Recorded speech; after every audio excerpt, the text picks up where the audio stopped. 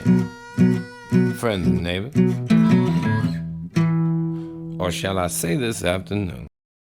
Hello and welcome back to the channel. I'm your host, longtime listener. Be sure to drop a like, hit that subscribe button, and comment below. We are going to be jumping into a series here on MLB The Show 23, and this is going to be one that's a little different from any that I've done in the past. We'll talk more about why here shortly, but for starters, let's talk about the team we have selected, which is the Pittsburgh Pirates. This is a team in real life that was hot out of the gates this season and then has kind of sputtered since then, as one might have expected if you know anything about this franchise. Now, we are going to make them obviously more competitive. We'll talk about more of those details shortly. I know that I'm a little bit late getting this franchise kicked off, as it's already late June at this point, almost the All-Star break. So apologies there for those of you who were kind of looking for something to watch early in the season, but hopefully we get some views regardless. But we look at this team, they are just not very good. Ranked 27th overall, the contact is really bad, power is okay, pitching is the worst in the league, and then defense and speed are right in the middle in terms of ranking there. Minor league affiliates are the Indianapolis Indians and the Altoona Curve. Without further ado, let's go ahead and jump in. We're not going to change any of the franchise settings there. We are going to do everything manually in terms of contracts, scouting, lineup management, etc. So we are going to move on there. And then also we're going to start in spring training. Now, before we dive into a whole lot, one housekeeping item is that if we look at our roster, we've got this guy down here named Evan Milton, who is listed as a starting pitcher, 18 years old, and it says that he is a 1 overall. And this is the thing that I'm going to do different with this franchise series. So I thought about doing a road to the show and kind of trying to follow the career of one particular player as we go through. And I thought, you know what, that's not necessarily my thing. I like the franchise mode, but I also like to be invested in the career of one particular player. And for this franchise, that player is going to be Evan Milton. So what we are going to do is we are going to turn this man into a two-way player, and we're going to make him really good right out of the gates. Not great, but he's going to be really good. So what we're going to do is we're going to go in for his pitch types. I want the curveball here. Where are you? There. We'll do a slider. I want a circle change.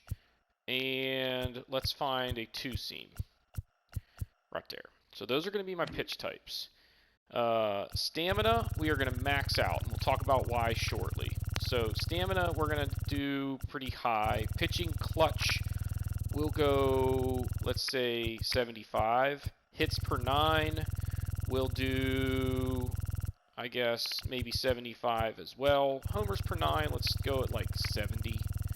So he's going to be really good, probably among the league leaders in a lot of statistical categories. We'll do 75 for Ks per 9, but this is going to be more of a strike thrower, pitch to contact kind of guy, so we're going to do walks per 9. Let's go 80. 85 might be pushing it a little bit.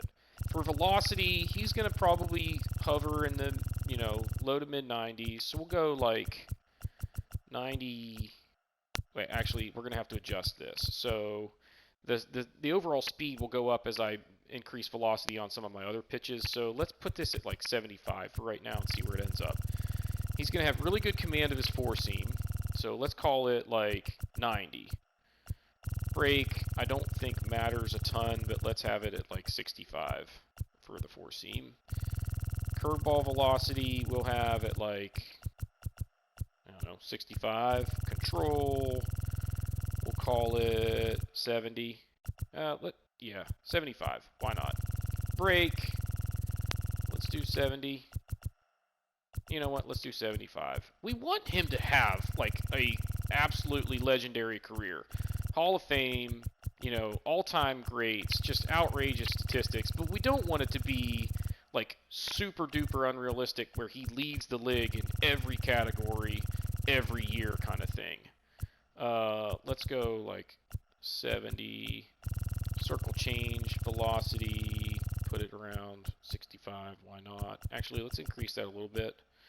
Go 70, and then control of the circle change, I want to have up there in the 75 range. Break, do around 70, and then the two seam, let's land right about there. Command of the two seam should be respectable. We'll go 80. Break doesn't need to be anything outrageous. Let's go like 65. So there we go. What does that leave for the four seam velocity? 94. I'm okay with that. So that's what we have for pitching. Now, he's also going to be a two-way player. And I want him to be a really good contact hitter with respectable power. So I'm okay with having the contact ratings completely maxed out and have him hitting like over 300 pretty much every season, stealing some bases, but I don't want him hitting 60 home runs a year. So we'll do like 70 power against righties, and we'll go 75 against lefties. He's going to face righties every day. That way he'll hit a fair number of home runs, but he'll hit a few more in the opportunities that he gets against lefties. Bunting, it's probably not going to matter too much because I don't expect to do it a whole lot, if ever, but we'll have it to where he's respectable at it. About 65. Plate vision, I will kind of dictate his plate vision anyway and his discipline, so it's not going to matter. Although in games that we don't play, this will make a difference. So we're going to crank those so that he's got incredible bat skills and a really good eye. Batting clutch, we're also going to turn up all the way because that should basically indicate his contact rating with situations in runners in scoring position. And I don't want him to have, a dip in those ratings just because there's guys on base. Speed, let's do like 85, I think is fair. Arm strength, we'll do 80. Arm accuracy, we'll go 85. Reaction, I want him to be a pretty good fielder as well. So let's have pretty good reaction skills and pretty good fielding skills. Get him some gold gloves throughout the course of his career. Go like 90 there. Stealing, he's going to be a base stealer, although I'm not going to overdo this. In fact, I think I'm going to set house rules about when I can steal with him. Like, I'm only going to steal if it's a one-run game. So for that reason, let's go ahead and max out the speed too. That way he's not getting thrown out. So there you go. He's probably going to be a 99 overall. No, he's only a 95. So that's I feel like, not completely overdoing it to where it's just crazy unrealistic. But bottom line, he's going to be the best pitcher on the team. He's going to be the best hitter on the team pretty much. And he's going to play every single day. Now, the other thing that we are going to do in terms of overall strategy is we're going to run a four-man rotation. That way he's getting 41 starts a season instead of 33 starts a season. That's going to drive up his win totals, his Ks, just statistics in general as far as pitching goes are going to go through the roof. And that's going to help him win a ton of Cy Youngs as well because he's probably going to win like 25 games a year as long as he gets some run support. So that's kind of what I'm thinking here. So it'll be Milton, Contreras, Keller. I might start with Rich Hill, but frankly, at 43 years old, I have intentions of actually trading him, and we'll get into that in a second because we're going to need some help in the bullpen, and I don't think having him in there as a long reliever makes a whole lot of sense for us because he's going to just take a nosedive as far as his abilities the second we start playing games. So the fourth starter is probably going to end up being Brubaker or Velazquez. And then we'll have some guys in long relief, probably going to be Luis Ortiz, and then whoever loses this battle, those will be my long relief guys. Now, we look down through the roster a little bit deeper. We've got some young guys down here that could end up being contributors. Quinn Priester is really the one to look out for. He's 22 years old, 65 overall with B potential. He's definitely got some upside, but still some development to do before he's ready. He's probably a couple of years away. Nobody else really down here with high potential, but we do have a lot of young arms. And we'll make some edits to make our roster a little bit more realistic, but I don't want to do too much. The only things that I will allow myself to do, as far as house rules, if we have a pitcher who, like for example, JT Brubaker, um, actually, let's go a little bit farther down because like Brubaker and Velasquez, they've got the ability to be a starter at the major league level. They won't be very good, but with this roster, they're probably going to be competing for that fifth or for that fourth spot. The loser will be my long reliever, and I'm okay with that. But like if we go farther down here, we've got Angel Perdomo, or Angel Perdomo. I don't remember how you pronounce it. He's 28 years old, a starting pitcher who's just not very good. Like he's only been in the majors for 22 games, didn't fare very well. He's just basically kind of like at the tail end of his chance to make it in the big leagues. I am allowing myself to take a guy like this who is basically, just trying to hang on to his career, not making it as a starter. We can convert them to a relief pitcher, and I'll demonstrate the house rules for this. So, we come in, we change him from a starter to a reliever. Then we go to attributes, and we take his stamina and drop it down. So he goes from 77, and we take it down to 37. So we took away 40 points on his stamina. For every 40 basically for every point, I give myself 1.5 points to spread across his other attributes. And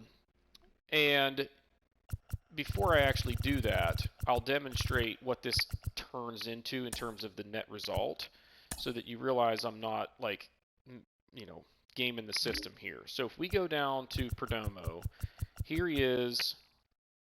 Oh wait, he went to a reliever. Dang it. He was a 63 overall.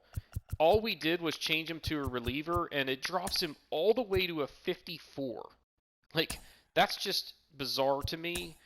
And so taking those, points and then spreading them back out, you'll see where that lands us. So for him, we have 60 points to spend. I think I'm going to put 25. Wait, crap. I don't remember where he was to start with. Where'd you go? So, sorry, I'm just distracted. Anyway, so he's going to go from 34 to 59. And that's going to be the first 25 points. Then we're going to put 10 there. That's 35. So we have 25 more points to spend. I'm going to put 5 there and 20 in his walks per 9. And now, even when we do all of that adding to those attributes, he still actually gets worse in terms of his overall rating. So I feel like that is more than fair to be able to make that adjustment. And what it does is it gives me a viable option, even though he's still pretty terrible. It gives me an option at the major league level to use a guy as a reliever in the twilight of their career after they just aren't making it as a starter. The other thing that I will do is edit some of these young relief pitchers and make them starters. I find it a little bit unrealistic that a guy comes into the league as a 20-year-old pitcher and they immediately move him to the bullpen, even though they have like a 4-pitch mix like this. So what I would do is just make him a starter, give him some extra stamina, and add him as depth down the roster at minor league levels. So I'm okay doing that as well. And really, the only reason I do that is because I like to have more starters than the game generally kind of feeds you out of the gates, so that I have depth at those positions. Because it's just ideal to have more guys that can throw more innings. So anyway, that's the strategy there. But again, as we kind of look at this roster, not a whole lot going on in terms of starting pitching.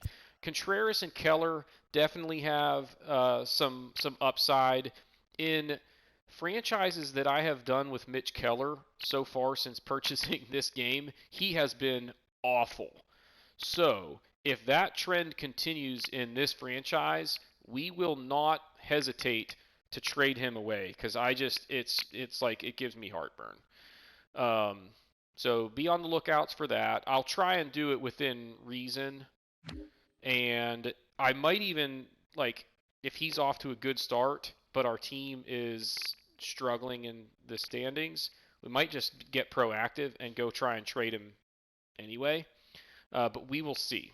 I kind of need him to last me through this season, or else we really don't have very many good arms in this starting rotation. So that's that. In the bullpen, it's not very good. Dwayne Underwood Jr. is okay. He's 28 years old. Case DeYoung and Johan Oviedo are not terrible. Those are my three right-handed arms that we have available at the major league level as far as realistic weapons. Um, then you have Angel Perdomo as like the best left-handed relief pitcher on the team, and he's a 62 overall. He's not even on the 40-man roster, so we'll have to do something there. Then you go farther down. The next left-handed option that I have that's on the Major League roster is Jose Hernandez, and he's a 55 overall. So that's just not going to work. For that reason, what I plan on doing is trading Rich Hill for a left-handed relief pitcher. I think that will help us at the Major League level in the grand scheme of things. So we'll talk about trade options there. Oh, actually, Yarlene Garcia is here as a left-handed option. He's 30 years old. They have him listed as a closer. He is not going to be a closer for us, so we're going to go ahead and just immediately make him a relief pitcher. And then what I'll do, just so it doesn't bother me in terms of what we're seeing on the other side, is we will take Moretta and make him a closer. And he will be our AAA closer, I guess. He's not going to be very good, but it's all right. But our closer is David Bednar. He's, the best arm we have in the bullpen with hands down. It's not even close. 81 overall. He should be pretty solid for us. Maybe not like all-star caliber like he was last year. He was pretty good for the Pirates last year. In fact, the year before as well. Just 6 blown saves over, 28 attempts since taking over the closer role. So pretty solid. And, the ERA hovering in the mid-2s, the whip right around 1 for the most part.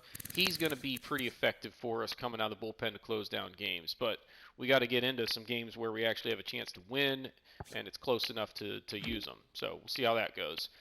At catcher, Henry Davis, 23 years old. He was a first-round pick, 66 overall. He doesn't have any power in this game, which is kind of frustrating because in real life, he's a pretty big dude. Like, you look at him, he's 6'2", 210. He can also play the outfield, which they don't have as a secondary position. I'm going to go ahead and edit that because since being called up, which he just was, he has actually played corner outfield for the Pirates, as well as DH. I don't know that he's caught any games for them since being called up, but he can definitely play the corner outfield positions. We're going to go ahead and make that edit, although we probably won't use him as an outfielder. But I wish he had more power. We're not going to mess with his statistic or his ratings or anything, but a solid player.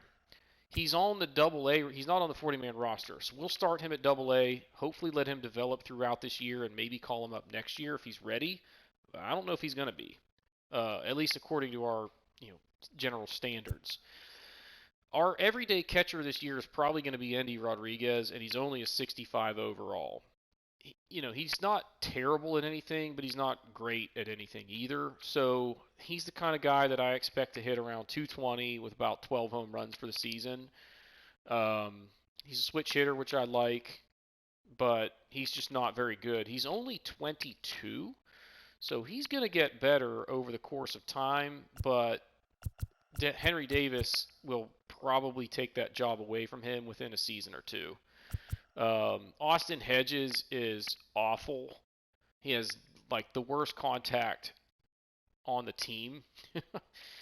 He's a good defensive catcher. He's got a little bit of power, but he's a guy that we're only going to use when Endy Rodriguez is tired, and probably only against lefties because he's right-handed, and I certainly don't want him going righty-righty as bad as his ratings are. The only other roster or 40-man, the only other catcher we have on the 40-man roster is Jason DeLay. None of these guys are very good. These guys are getting up there in age. Eli Wilson's D potential, which is stupid when you're 24 years old to only have D for potential, but whatever. First base, we have some holes here. For right now, we'll be okay because G-Man Choi can play against righties. Carlos Santana can play against lefties. These guys will platoon. Mason Martin, probably never a guy that I expect a whole lot out of, but he's only 23. He's a 60 overall. Hits right-handed pitching okay. So if we get in a situation where G-Man Choi continues to get worse and Mason Martin continues to get better, they may like crisscross in terms of overall ability, and Choi goes away, Martin comes up. But that's probably not until at least next season, and hopefully we'll have a better first baseman than any of these guys by then. Second base, I really like Rodolfo Castro. He doesn't hit righties very well, but he can mash against lefties. Got really good power, decent defender, average speed. He will play against lefties and occasionally against righties. The other focus point here on this list is Termarr Johnson, 18 years old. He is definitely our best prospect. He's 66 overall and an A potential. And he's already got decent ratings offensively, probably what I would call above average defensively. He's got respectable speed, but he needs to develop the bat a little bit before I feel comfortable having him in the major league lineup. But we'll keep an eye out for him before too long. Tucupita Marcano, I don't think these ratings are fair. He is a better hitter than what they are giving him credit for here. So I'm actually going to make a small edit here, and we're going to just go in. His contact rating, we're going to take from 42 to 57. I don't think that that's anything outrageous. It's probably not going to make a huge difference in the grand scheme of things, but it gets it to where he's more usable at the major league level to maybe platoon with Castro at second base. He's got good speed and pretty good defense. So he's got no power, but that gets him to where he's at least respectable enough that I can keep him in the lineup a little bit. Ke'Bryan Hayes at third, 77 overall. He's a Gold Glove caliber third baseman. Doesn't have a super strong arm, but he's not going to make a whole lot of errors. A potential, 26 years old. He hits left-handed pitching pretty well for contact. Doesn't have a lot of pop for a corner infielder, but he's a guy that'll probably bat first or second for us most of the time. First against lefties and probably second against righties. And considering he has 63 contact and we're going to have him batting second, that tells you a lot about this team. We don't really have a whole lot else going on in third base. O'Neal Cruz will be our starting shortstop. He's going to hit right-handed pitching really well. He's not very good against lefties. He has pretty good pop. I also think here that the contact rating against lefties is just not even realistic. So we're going to take it from 29 to 44. I think that's fair. He's got really good speed, a super strong arm, but he's not a very good defender in terms of his glove, even his throwing accuracy. He's going to be a liability at shortstop, unfortunately. At 24 years old and a potential, this guy is going to be a really good player for us. But he's not going to hit lefties all that well, and he's definitely going to make some errors. We got to have him in the lineup, though, because we just don't have any better options, even against lefties. Ji-Hwan Bae is pretty good defender, great speed, decent contact, no power, but his value is that he can play anywhere but first and catcher. So we will use him a lot, especially against righties as a like late game substitute. Occasionally getting a start, maybe at second base, kind of thing. He might win that starting job at second over Tucupita Marcano against righties, but we will see. Peguero is a guy that we'll keep an eye on at the major league ranks. 64 overall, B potential, only 22 years old, and he's got pretty good defensive ratings, pretty good speed. The bat has a ways to go before he's ready, but he's young and he's got some upside, so we'll keep an eye on him. Jack Sawinski will be our left fielder. Here's another guy that the ratings I just don't think are realistic. 20 for contact. I'm not buying that. I'm going to bump that up to 40.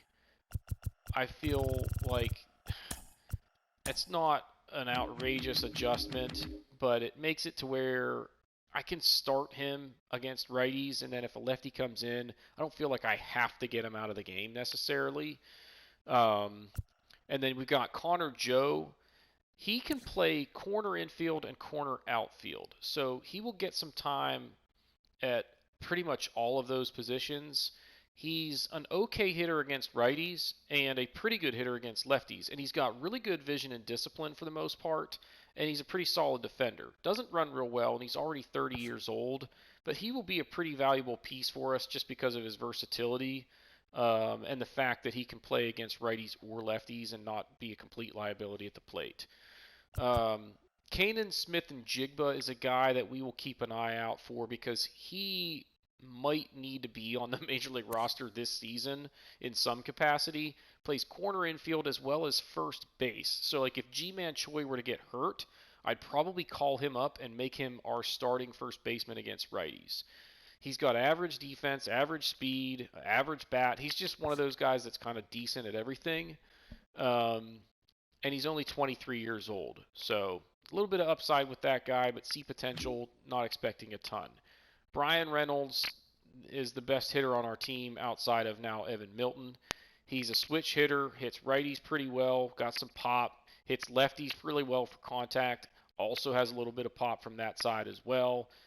Average defender with a pretty strong arm. His reaction time is not very good, and we will see that from time to time in game. Down this list, there's not a whole lot to get excited about.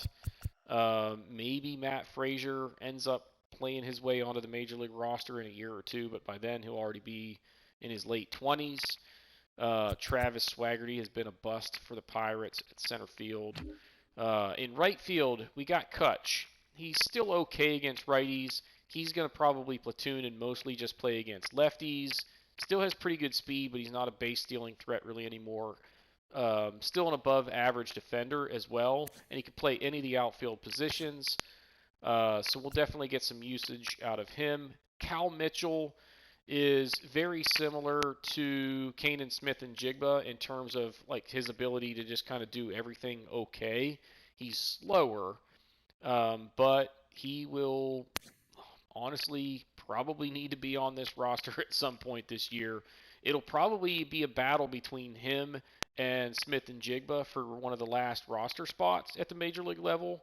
So we'll see how that unfolds in spring training. And then really not a whole lot else farther down this list as far as guys that we expect to contribute at the major league level in the future. So that's a look at the team roster. And then, part of the reason that I wanted to show you that was also to kind of talk about some of those house rules as far as the edits to relief pitchers in particular. I'll do some of the other ones off screen as far as moving young relief pitchers to starting pitcher roles at the minor league levels. And then I'll kind of cover some of those changes later in the episode. Let's see what else. Oh, let's go to settings. So we go to user settings. I'm going to be on, let's do Hall of Fame for hitting difficulty and Legend for pitching difficulty. Man, I really wish that I had known that I was on All-Star because, actually, you know what? I'm going to leave it on All-Star. I've been playing on this setting so far, like myself, and if I change it, the speed of the pitches will throw me off, and I don't want to have to deal with that adjustment. So we're going to leave that as is, but that's what we got there in terms of difficulty. And then let's look at sliders. So we have power turned up. We're going to drop that down a little bit. I'm going to leave timing. You know what? We're going to drop that down too. Yeah. Um, with timing really high, the reason I like it high is because I feel like a lot of times I put a pretty good swing on the ball, and then the game just says your timing was bad when you feel like it really wasn't.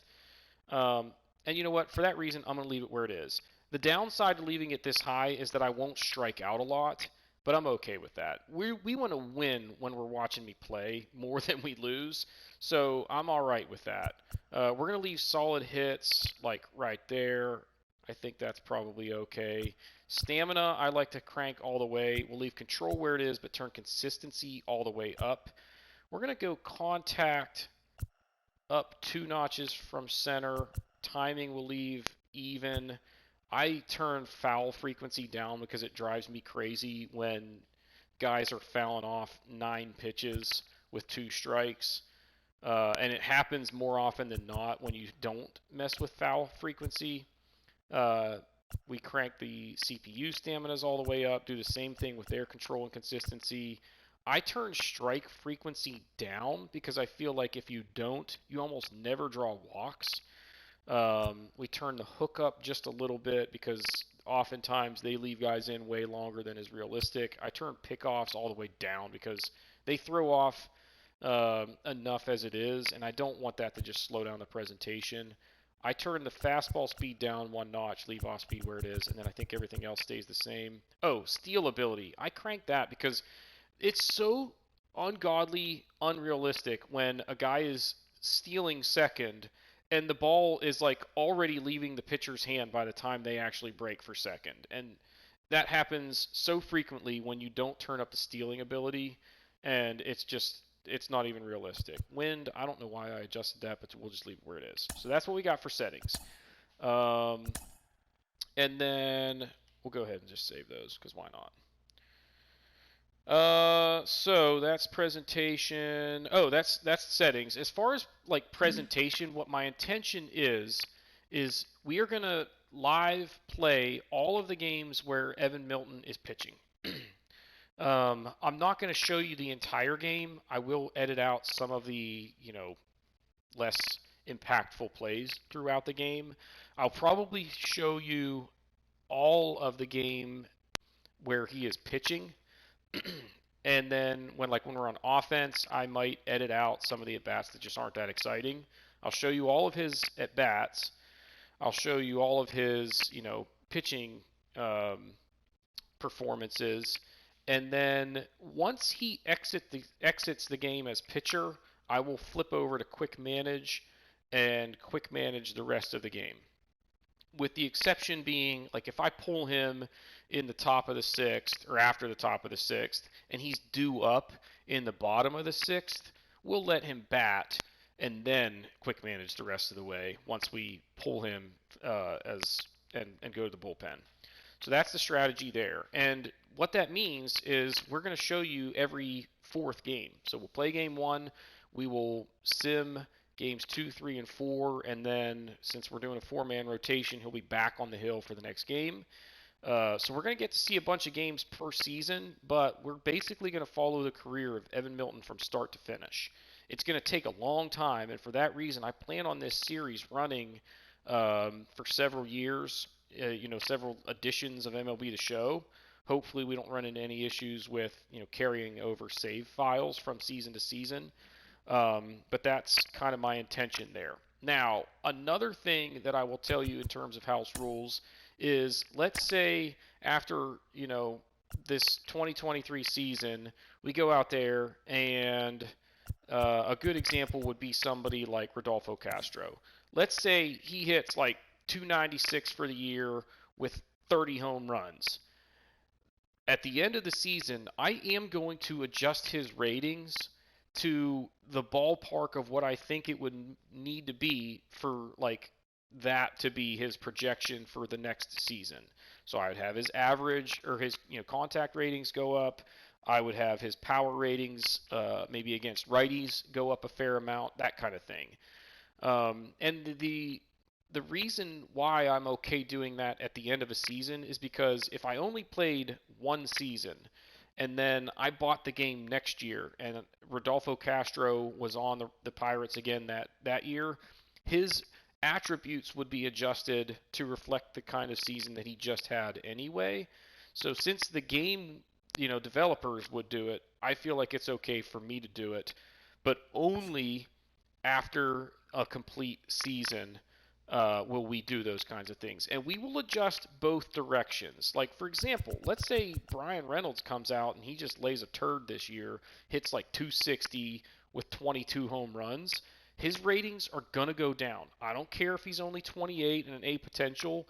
We are going to try and be realistic in both directions as far as those edits, so that we see a lot of fluidity in the attributes of our players year to year. The only guy that we won't do that with is Evan Milton. Um, my intention for him is to try and keep his attributes close to where they are right now, especially in terms of his hitting. And then, if his defense improves, I'm okay with that. If his pitching improves, I'm okay with that as well. Like the attributes and the ratings might go up a little bit for, Ks per nine, hits per nine, etc. And I'd be okay with that. So we'll see how that goes, but that's my intention there. Let's see. I think we are ready to jump into I think we're ready to jump into the spring training with one exception. We're going to have to find a trade for Rich Hill. We need a left-handed relief pitcher. So let me dig into this, see who I can find, and then I will resume here in a split second. All right, so here is the trade that we are going to go with. So Jalen Beeks, 29-year-old, he's a 71 overall. See potential in the last year of his contract. We are actually offloading some, salary cap here, but that's not the motivation for this. We just need a left-handed reliever is the bottom line. And if you look at his stats, he's been really good the last couple of years. Like, the whip was really solid last year. 22 was shortened season, but those numbers are pretty solid right there. And then last year, 61 innings, a 1.16 whip, and a 2.8 ERA, not giving up a ton of home runs. Even got some save opportunities, although he blew most of them. But that's actually probably not very real. That's probably misleading because those blown saves are probably situations where he came in like the 7th or 8th inning and lost the lead kind of deal. So anyway, this is the trade we're going to go ahead and execute, and then we're going to go ahead and simulate spring training, and then we will review the results of spring training. So stand by. All right, so we have completed spring training, and we're going to take a quick look now at statistics through the spring. So O'Neal Cruz did fine, hit 286 with 3 home runs. Ke'Bryan Hayes was solid, hitting over 300. Brian Reynolds was just absolutely awful. So that's not good, but bottom line, he's our starting center fielder. Evan Milton raked, hit 343 with 4 dingers. Jack Sawinski, solid numbers, hitting 298 with 4 home runs. I'll take that. G-Man Choi swung the bat well. Kanan Smith-Njigba was okay. Tucupita Marcano was not very good. Endy Rodriguez was, he didn't hit any home runs, but I don't expect a whole lot out of him, so it is what it is. Kutch was awesome. We gave Ji-Hwan Bae a shot at, second base to see if he could kind of play his way into that, and he did not take advantage. Austin Hedges was terrible. I gave Jason DeLay some cracks, particularly against lefties, because that's a situation where he might be good enough to take that job away from Austin Hedges. Hedges is 30 years old. Jason DeLay, 28. He's not as good defensively, but I don't know that that's a huge difference maker. But the fact that he hit 292, I think I'm going to give him that backup catcher role where he'll play against lefties occasionally just to give Rodriguez some rest. Carlos Santana was really good. Castro was not very good, unfortunately, which stinks because he's only playing against lefties anyway. I need him to hit the ball well when he's in the lineup. Connor Joe also same thing, was just not very good. Peguero, we gave a couple cracks, particularly against lefties to see how he would do, just in case he was good enough to get some looks, but he just didn't take advantage. Swaggerty, I don't care. He's just terrible. Matthias only got 19 at bats, hit 263. He's a guy that if Castro were to get hurt, he would come up and play against lefties because he's got some pop against them and he's a decent defender. Cal Mitchell, I thought about maybe, kind of putting these guys against each other. At the time, Smith and Jigba was swinging the bat well, so I just kind of left him in there, and he started to struggle a little bit, but Mitchell, bottom line, did not take that job away from him. So I think we're going to use Smith and Jigba because he can also play first, and that gives me a little bit more flexibility there. The only downside is that he doesn't play center, so I kind of need to decide what I want to do there. But I think it'll be Smith and Jigba. Although, you know what? Let's go with Mitchell because he can be a backup to Reynolds if I need to get him out of the lineup, whereas like McCutchen could also kind of fill that void, but we'll just go with Mitchell for now. It probably doesn't matter too much. And then Triolo, only 7 at bats, went 3 for 7, hit a home run, but he was never really considered much of an option at the major league level. We went 15 and 12. Not that that's super relevant because it's just spring training, but there you have it.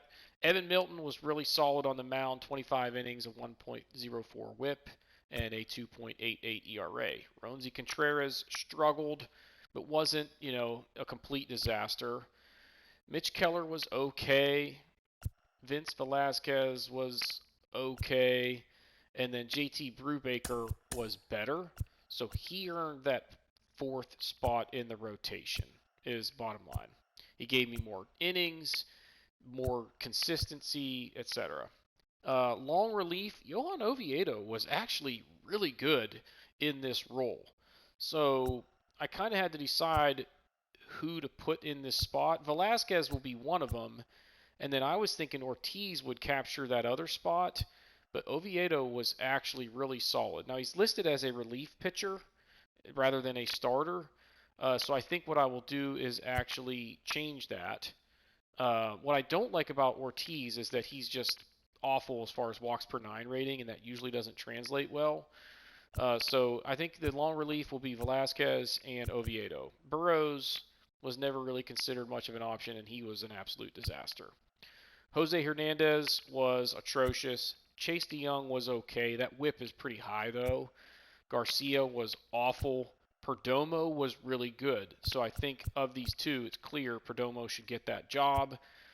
This guy, how about that trade working out so far? I mean, it's only spring training, but 10 2/3, did not give up a run, and his whip was .38.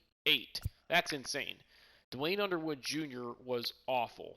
So the challenge that we have here is as far as right-handed middle relief guys, I really don't have anybody.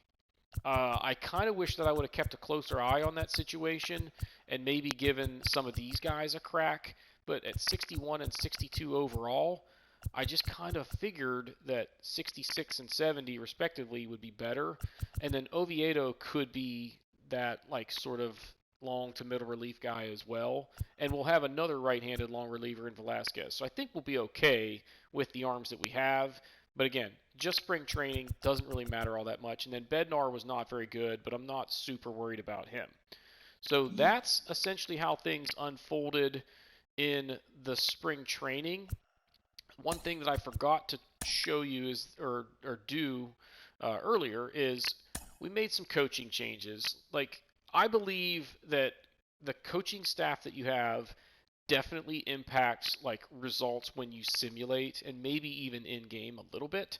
So we just cleaned house for the most part and got the best available options that were out there, as far as my opinion. So Derek Shelton is out. Tristan Pasquale is in. Only signed him to a 1 year contract, and then we'll look for replacement at the end of the season. Andy Haynes was the existing hitting coach, and he's pretty darn good. So we'll probably keep him around anyway. We signed Kosuke Coates to be our pitching coach. Ben Robles and Ford Shelley as our base coaches, and then Stephen Deal was the existing farm director, and we left him in place. We might replace him at the end of this season, depending on what's out there, but there wasn't a whole lot in the managerial pool. Like the best available was a B overall, so firing him and having to find another B would not have made a whole lot of sense. But maybe in the offseason we find a couple of guys that are A attribute grades, and we bring both of them in. We also signed some new scouts, and the strategy here is Ronnie Wilson is going to be our pitching scout. So he's really good scouting pitchers. He's very efficient as well. He's not the greatest at discovery, but he's okay. And then William Price, not very good at pitchers, so he's going to focus on position players, also very efficient and pretty good discovery as well. And then Darren Fletcher, also a guy that's really good scouting position players and pretty efficient. So I think that's a good trio right there, as long as we use them effectively. And we'll kind of show you a little bit of that as the season goes along. But that's going to do it for this episode. The next episode, basically, we will start out by showing you the opening day lineups and jump right into gameplay. So if you haven't done so already, please be sure to hit that like button, hit that subscribe button, comment below, and we will see y'all next time.